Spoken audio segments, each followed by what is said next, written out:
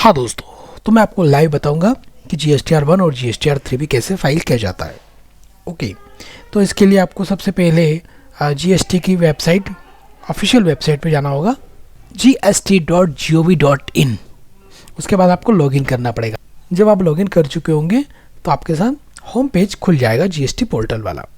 और रिटर्न लिखा हुआ है, या आप डायरेक्ट यहाँ से भी जा सकते हैं। और यहाँ कभी आपको नहीं दिखे लिखा हुआ रिटर्न, तो आप सर्विस में जाकर ये रिटर्न है, रिटर्न के अंदर रिटर्न डैशबोर्ड, इस पर क्लिक करेंगे तो भी आपको रिटर्न वाले होम पेज पर पहुँच जाएंगे। ठीक है, तो यहाँ मैंने रिटर्न पर क्लिक करा। अब आप देख रहे हैं GST, यहाँ पर आपको फाइनेंशियल ईयर ऑटोमेटिक सेलेक्टेड होगा। यहाँ से अगर प्रीवियस ईयर का सिलेक्ट करना है, फाइल करना है, तो आप यहाँ से ईयर सेलेक्ट कर सकेंगे। यहाँ से आप क्वार्टर देख सकेंगे कौन से क्वार्टर का रिटर्न फाइल करना है, और मंथ, यहाँ से मंथ को सिलेक्ट करके आप सर्च पे क्लिक करेंगे तो आपको ये GST वाला पेज, रिटर्न वाला टैब खुल जाएगा। अब इसमें आपको एक GSTR1 दिखेगा, GSTR2 दिखेगा, GSTR2B और GSTR, ये 1 और 3B हम फाइल करते हैं, मतलब टैक्स पेयर को फाइल करना होता है, जबकि GSTR2A और GSTR2B ऑटो रिफ्लेक्टेड होते हैं। मतलब ये आपकी परचेसेस होती है, जो हमारे लिए सेल होती है वो किसी और के लिए परचेस होती है। वैसे ही हम किसी और से जब परचेस करते हैं तो उसके लिए वो सेल होती है। तो वो GSTR1 जब फाइल करेगा तो उसका डाटा हमको यहाँ पर दिखेगा।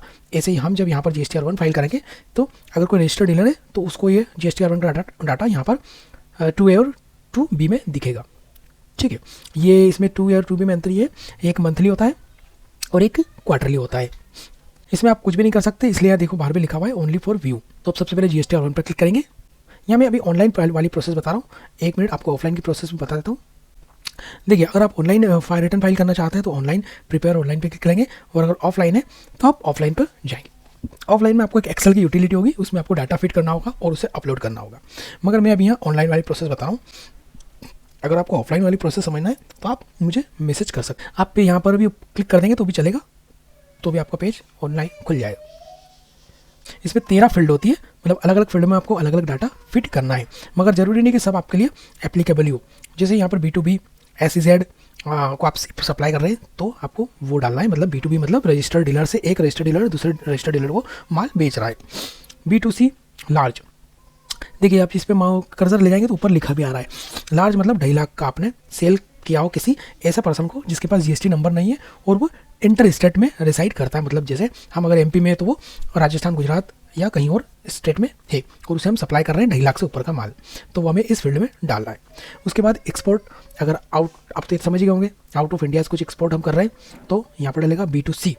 यहाँ पर छोटे कस्टमरों को जो हम सेल करते हैं, मतलब MP के अंदर के ही कस्टमर होंगे, और यहाँ MP के बाहर वाले कस्टमर को का डाटा फिट हो। अब इसमें हमारे पास कुछ ऐसे आइटम भी हो सकते हैं जो जिस पर टैक्स नहीं लगता है, तो नील रिटर्न से एग्जेम्प्टेड, नील रिटेड सब एग्जेम्प्टेड और नील रेटेड का डाटा हम यहाँ पर सेल यहाँ पर शो करेंगे। उसके बाद क्रेडिट और डेबिट नोट, मतलब अब गुड्स एक बार सेल हो गया, मगर हमने जिसको बेचा था उसने हमें वापस रिटर्न कर दिया, तो हम क्रेडिट और डेबिट नोट यहाँ पर डालेंगे। ये रजिस्टर्ड डीलर के लिए, मतलब जैसा कि मैंने ऊपर बताया था, एक रजिस्टर्ड डीलर दूसरे रजिस्टर्ड डीलर को माल रिटर्न कर रहा है। ठीक है, और यहाँ पर अनरजिस्टर्ड डीलर से वापस माल आ गया, मतलब B2C ये 2, 5 और 7 नंबर की टेबल, मतलब आपने किसी कस्टमर को माल बेचा है और उसने आपको रिटर्न कर दिया। यहाँ पर आप डेबिट नोट बनाएंगे और उसे यहाँ पर रिकॉर्ड कर देंगे। एडवांस रिसीव्ड, अब जैसे कभी कभी कस्टमर आपको कुछ एडवांस भी दे देता है जिसका आपने भी इनवॉइस ही रेज नहीं करा है, मगर आपके पास एडवांस पैसा उसका आ चुका है, तो उसे आप यहाँ पर शो करेंगे कि मुझे ये इतना पैसा इनवॉइस माल सप्लाई के लिए एडवांस मिल गया है। फिर यह होता है एडजस्टेड एडवांस, यहाँ पर आप नेक्स्ट मंथ में जब बिल रेज कर चुके होंगे तो आपको यहाँ उसे एडजस्ट करना है उस एडवांस को। HSN, ये HSN तो आपको मालूम ही होगा, सर्विस और गुड्स के अलग अलग HSN कोड होते हैं जो टर्नओवर के बेस पर डिपेंड करते हैं। ये HSN कोड, ये जैसे आपका टर्नओवर 5 करोड़ से ज़्यादा है, या हाँ ऐसे व्यापारी जिनका टर्नओवर 5 करोड़ से ज़्यादा है तो उन्हें HSN कोड भी यहाँ पर डालना होगा। डॉक्यूमेंट इशूड मतलब इनवॉइस नंबर, आपने कितने नंबर इनवॉइस से कितने नंबर तक के इनवॉइस किसी पर्टिकुलर मंथ में काटे हैं। ठीक है, और उसके अलावा डेबिट नोट, क्रेडिट नोट को भी यहाँ पर हम डालेंगे। केवल यहाँ पर नंबरिंग डालना है, जैसे मैंने सपोज 450 से 510 तक का इनवॉइस जनवरी में काटे थे, तो मुझे यहाँ 410 से 510 का नंबर डालना होगा। इस फील्ड में हम ई-कॉमर्स सप्लाई, मतलब ई-कॉमर्स ऑपरेटर को अगर सप्लाई करते हैं तो उसका डाटा हमें यहाँ डालना होगा। यहाँ पर आपको 14 और 15 ये नई फील्ड ऐड की गई है।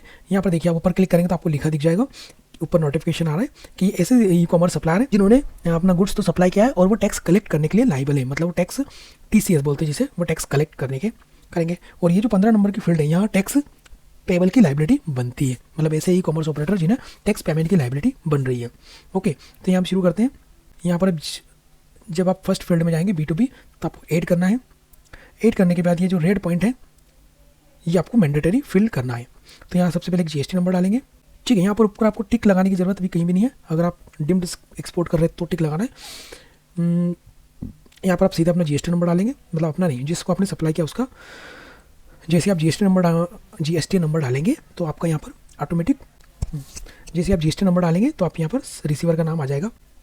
और फिर यहाँ इनवॉइस नंबर डालना है, इनवॉइस डेट डालना है, टोटल इनवॉइस अमाउंट डालना है। यहाँ लोग अक्सर गलती कर देते हैं, वो यहाँ टैक्सेबल वैल्यू डाल देते हैं, जबकि टैक्सेबल वैल्यू नहीं डालना है। यहाँ पर टोटल अमाउंट, इनवॉइस की टोटल वाली अमाउंट डालना है। जैसे 10,000 का इनवॉइस बनाया तो ये 10,000 डालेंगे, और जो टैक्सेबल वैल्यू है सपोज 9,000 रुपये, तो वो नीचे डलेगी। अब जैसे यहाँ सब डाल के सेव करेंगे, डेट डाल देंगे हम, और यहाँ पर टोटल इनवॉइस की अमाउंट। ठीक है, फिर यहाँ रेट के हिसाब से आपको अमाउंट डालना है। जैसे इनवॉइस हो सकता है मल्टीपल रेट का हो, तब उसके हिसाब से अमाउंट डालते जाएंगे।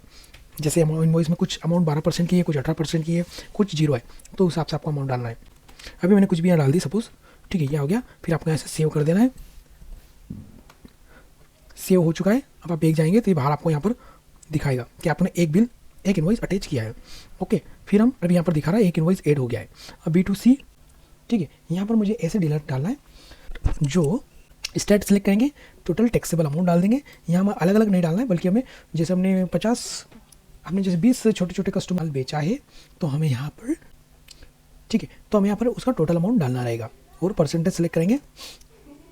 यहाँ पर अगर 2 अलग अलग रेट में इनवॉइस होगा तो हमें 2 बार ऐड करना पड़ेगा। ठीक है, जैसे मैंने ऐड कर दिया, अब मुझे उसी में 12% डालना है, तो यहाँ पर अलग से 12% लेना पड़ेगा। Okay, and then back. Okay, अभी मेरे पास ज़्यादा कुछ भी नहीं है, जैसे B2C नहीं है, डेबिट और क्रेडिट नोट नहीं है, तो मुझे कुछ भी यहाँ फिल करने की ज़रूरत नहीं है। इसके बाद हम जनरेट समरी कर देंगे और एक बार रिफ्रेश करेंगे।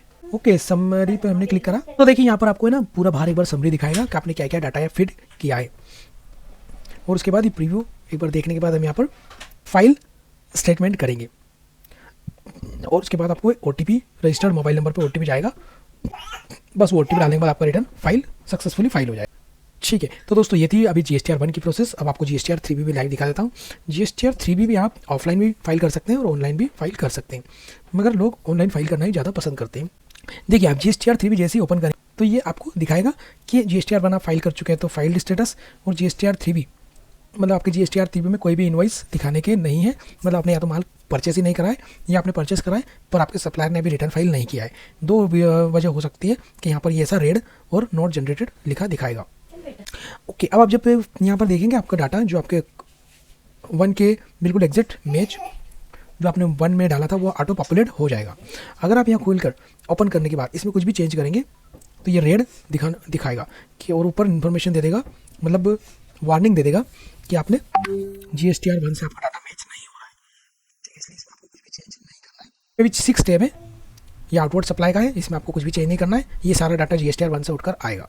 हाँ, अगर आप कोई नोटिफाइड गुड का सप्लाई कर रहे हैं जो GST में की नोटिफिकेशन के लिस्ट में है, तो यहाँ पर उसका डिटेल आपको यहाँ पर अलग से शो हो जाएगी, जो कि आप GSTR 1 में डालेंगे। उसके बाद इंटरेस्टेड सप्लाई, अगर इंटरेस्टेड का सप्लाई किया होगा तो वो यहाँ दिखेगा जैसा कि GSTR 1 में था। और ITC ये भी ऑटो पॉपुलेट ही होगा कि GSTR 1 आपने जो गुड्स परचेस किया होगा वो आपका यहाँ पर शो होगा, उसका ITC आपको यहाँ पर शो होगा अगर आपने कोई परचेस किया होगा और सामने वाली पार्टी ने उसका रिटर्न फाइल भी किया होगा। एग्जाम्प्टेड, नील रेटेड, यहाँ पर एग्जाम्प्टेड दिखेगा। और इंटरेस्ट और लेट फीस, ये मेन पॉइंट है। अगर आप पिछले मंथ में रिटर्न फाइल करने में लेट हो गए थे, ठीक है, और आपकी कोई टैक्स लायबिलिटी भी थी, तो यहाँ पर आपको लेट फीस और इंटरेस्ट दोनों दिखाएगा। और नहीं लेट हुए होंगे तो यहाँ 0 रहेगा। अब सेव कर दो एंड देन वंस रिफ्रेश